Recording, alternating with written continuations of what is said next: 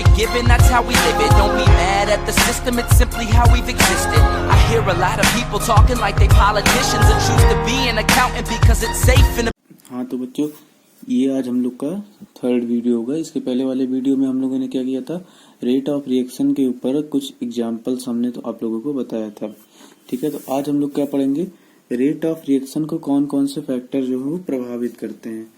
तो क्या लिखेंगे हम लोग, factor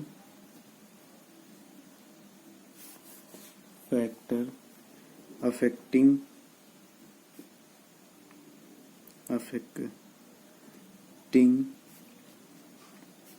rate of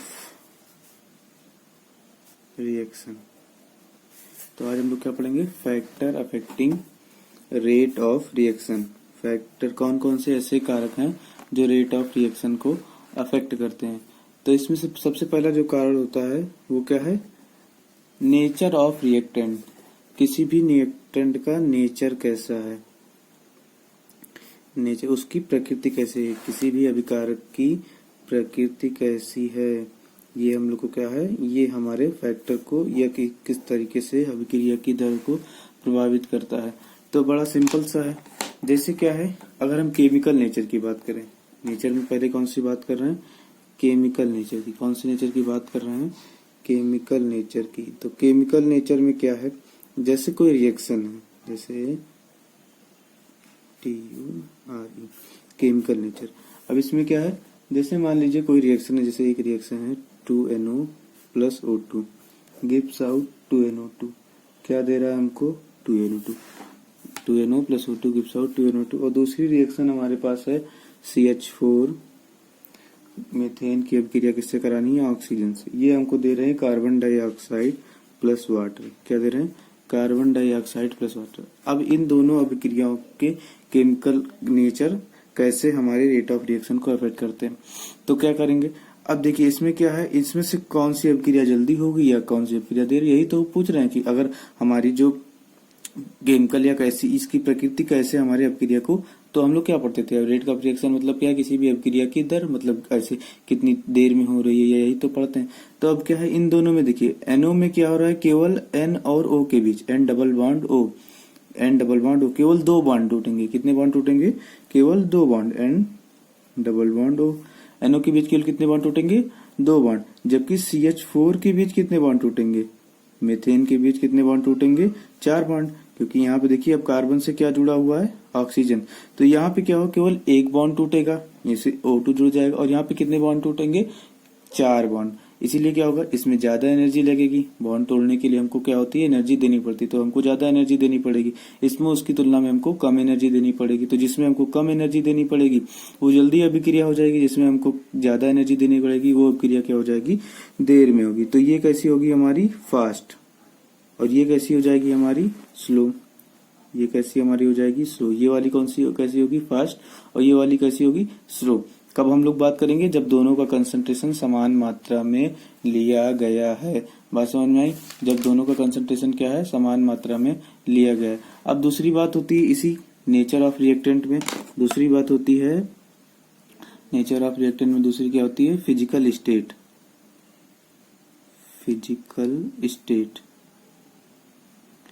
physical state मतलब भौतिक अवस्था। कोई भी अभिकारक हमने किस रूप में लिया गया है। बात समझ में क्या मतलब, कोई भी अभिकारक किस रूप में। तो भौतिक अवस्थाएं हमारी मूल रूप से 3 होती हैं, ठोस, द्रव और गैस। तो अब क्या है, तो हम एक जर्नल होता है कि सॉलिड जो होते हैं, सॉलिड की तुलना में लिक्विड हमारा ज्यादा रिएक्टेंट है, और लिक्विड से ज्यादा हमारा जो है वो गैसेस रिएक्टेंट है। क्योंकि क्या होता है, बॉन्ड जब भी फॉर्मेशन या ब्रेकेज होता है वो मॉलिक्यूल के बीच में होता है, एटम के बीच में होता है।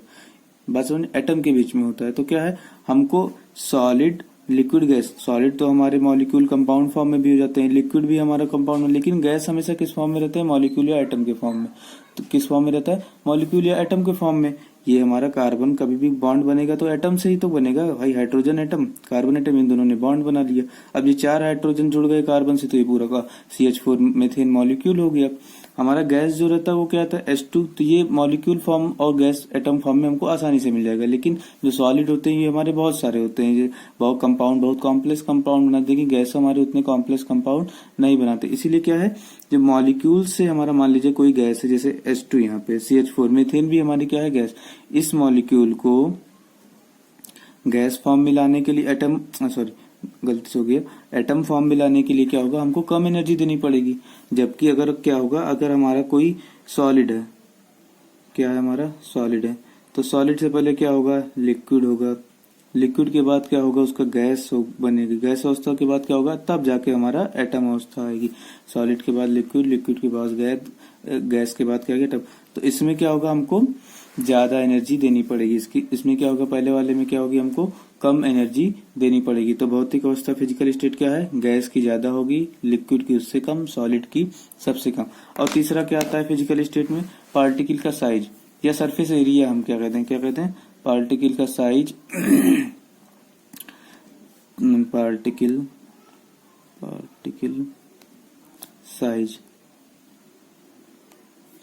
पार्टिकल साइज हमेशा किसमें मैटर करेगा, सॉलिड वाले में। गैस और लिक्विड में हम ये बातें नहीं करेंगे। तो क्या होगा, जितना कम साइज होगा, जितना छोटा पार्टिकल का साइज होगा, उतना ज्यादा ही उसका सरफेस एरिया क्या होगा, ज्यादा होगा। तो डायरेक्टली प्रोपोर्शनल हम क्या लिख सकते हैं, सरफेस एरिया। तो जिसे हम लोगों ने पिछला पढ़ चुके हैं कि क्या होता है कि कोई भी चीज पाउडर फॉर्म में ज्यादा रिएक्शन करती है, क्या है, सरफेस एरिया, AREA। कोई भी चीज पाउडर फॉर्म में, कोई भी सॉलिड जब उसका पाउडर फॉर्म होता है, जैसे चारकोल, तो क्या होता है, वो ज्यादा रिएक्शन करता है। जैसे ये हमारा क्या है, ये चारकोल का टुकड़ा है, एक हमारा ये चारकोल का टुकड़ा हो गया, एक हमारा क्या हो गया, चारकोल का पाउडर हो गया।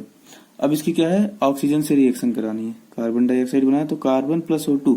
अब अगर हम इस चारकोल के टुकड़े का ऑक्सीजन से रिएक्शन कराएं और इस पाउडर का रिएक्शन कराएं, तो जल्दी हमारी रिएक्शन किसकी होगी, इस पाउडर की। इस टुकड़े से हमारी उतनी जल्दी रिएक्शन नहीं होगी। बात समझ में आई। अब तीसरा फैक्टर क्या है, अब पहला फैक्टर हो गया हमारा नेचर ऑफ रिएक्टेंट, दूसरा फैक्टर क्या है हमारा, इफेक्ट ऑफ कंसंट्रेशन। तो ये तो जर्नल सी बात है। इफेक्ट ऑफ कंसंट्रेशन क्या, इसके पहले भी हमने बता चुके हैं। इफेक्ट ऑफ CONC मतलब कंसंट्रेशन। इफेक्ट ऑफ कंसंट्रेशन क्या है, जितना ज्यादा हम लोग अभिकारक लेंगे उतना ज्यादा हमारा क्या होगा, प्रोडक्ट बनेगा। तो डायरेक्टली प्रोपोर्शनल तो क्या होगा, concentration of reactant. Concentration of reactant, जितना ज्यादा हम लोग अभिकारक लेंगे उतना ज्यादा हमारा क्या बनेगा, उत्पाद बनेगा। जितना ज्यादा अभिकारक लेंगे उतना ज्यादा ही हमारा उत्पाद बनेगा। अब इसके बाद क्या होता है, जैसे हमारा कुछ चीजें होती हैं, जैसे टेम्परेचर क्या आ रहा है, थर्ड क्या होगा, थर्ड कौन सा फैक्टर है, टेम्परेचर।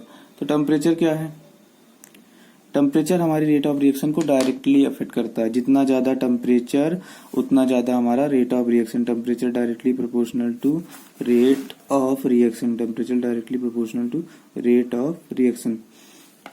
जितना क्यों ऐसा क्यों होता है कि टेम्परेचर, क्योंकि देखिए कोई भी जब रिएक्शन होती है तो उसके लिए एक मिनिमम क्या होता है, थ्रेशोल्ड एनर्जी। क्या होता है, थ्रेशोल्ड एनर्जी। थ्रेशोल्ड एनर्जी को हम लोग कहते हैं देहली ऊर्जा। क्या कहते हैं, देहली ऊर्जा। तो जब तक कोई भी एटम मॉलिक्यूल इस ऊर्जा को नहीं क्रॉस करेगा तब तक क्या होता है, वो अभिक्रिया में भाग नहीं ले सकता। तो टेम्परेचर क्या करता है, इस जरूरत वाली जो हमारी ऊर्जा है, अगर मान लीजिए कोई एटम यहाँ पे है तो इतने वाली ऊर्जा को हमारा क्या, इस टेम्परेचर जितना ज्यादा देंगे तो नीचे वाले मॉलिक्यूल भी जाके, जरूरी नहीं है सारे एटम यहीं पे, कुछ यहाँ पे, तो इसको उतनी ऊर्जा की नहीं जरूरत है, लेकिन नीचे वाले को क्या है, उतनी ऊर्जा की जरूरत है। तो जब हम टेम्परेचर जैसे जैसे बढ़ाते जाएंगे, जितने हमारे कम ऊर्जा वाले एटम मॉलिक्यूल होंगे वो भी जाके हमारी दहली ऊर्जा को क्रॉस कर लेंगे और हमारी रिएक्शन क्या हो जाएगी, फास्ट हो जाएगी, या डायरेक्ट हमारी रेट ऑफ रिएक्शन क्या हो जाएगा, बढ़ जाएगा। अब उसके बाद क्या है, फोर्थ फैक्टर जो है हमारा प्रेजेंस ऑफ कैटलिस्ट। तो प्रेजेंस ऑफ कैटलिस्ट क्या होते हैं, हमारी रेट ऑफ रिएक्शन को हमेशा ही बढ़ाते हैं। दो प्रकार के कैटलिस्ट होते हैं, पॉजिटिव कैटलिस्ट और निगेटिव कैटलिस्ट। हम लोग जब जर्नल बात हो कैटलिस्ट की तो हम लोग हमेशा क्या सोचते हैं कि कौन सी कैटलिस्ट की बात हो रही है, पॉजिटिव कैटलिस्ट की। पॉजिटिव कैटलिस्ट क्या होते हैं, एक्टिवेशन एनर्जी को क्या कर देते हैं, कम करते हैं। ये जो इतनी ऊर्जा इसके बीच में दी गई थ्रेशोल्ड एनर्जी और नीचे वाले एटम को, इसको हम लोग क्या करते हैं, एक्टिवेशन एनर्जी। ये क्या है हमारा एक्टिवेशन, तो ये क्या करते हैं, एक्टिवेशन एनर्जी को डिक्रीज करते हैं। मान लीजिए अगर हमारी इतनी ऊर्जा देनी थी तो उसको, अब अगर कैटलिस्ट हमने उपयोग किया तो एक्टिवेशन एनर्जी को ये थ्रेशोल्ड लेवल को कहाँ ले आए, नीचे ले आए, तो हमको केवल इतनी ही ऊर्जा देनी पड़ेगी। तो एक्टिवेशन एनर्जी को क्या कर देता है, कैटलिस्ट कम कर देता है। अब इसके बाद क्या है हमारा एक लास्ट है ऑफ ये presence of light. Presence of light मतलब फोटोन या लाइट, तो ये भी हमारा क्या है, directly proportional to rate of reaction है। ये भी क्या है हमारा, directly proportional to rate of reaction है।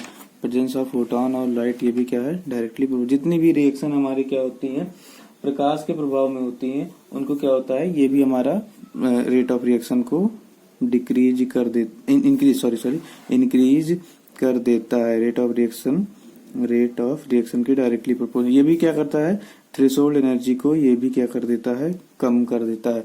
थ्रेशोल्ड एनर्जी को ये भी क्या कर देता है, कम कर देता है। तो आज हम लोगों ने क्या बात की है, फैक्टर कौन कौन से फैक्टर हैं जो हमारी रेट ऑफ रिएक्शन को अफेक्ट करते हैं। तो सारा का सारा जितना फैक्टर लगभग हम लोग बताया है, तो nature of reactant, chemical nature देख लिया, फिजिकल स्टेट देख लिया, पार्टिकल का साइज देख लिया, कंसंट्रेशन, नीचे की चारों क्या है, डायरेक्टली प्रोपोर्शनल है। इफेक्ट ऑफ जितना ज्यादा कंसंट्रेशन उतना ज्यादा रेट ऑफ रिएक्टेंट, टेम्परेचर जितना ज्यादा होगा वो भी रेट ऑफ रिएक्शन को बढ़ाएगा। प्रेजेंस ऑफ कैटलिस्ट, कैटलिस्ट क्या हो गया, हमेशा रेट ऑफ रिएक्शन को बढ़ाते हैं, पॉजिटिव कैटलिस्ट। और फोटोन और लाइट भी हमेशा रेट ऑफ रिएक्शन को बढ़ाते हैं। तो बच्चों ये अगर वीडियो आप लोग को अच्छा लगे तो इसको लाइक, शेयर और कमेंट जरूर कीजिए। Thank you.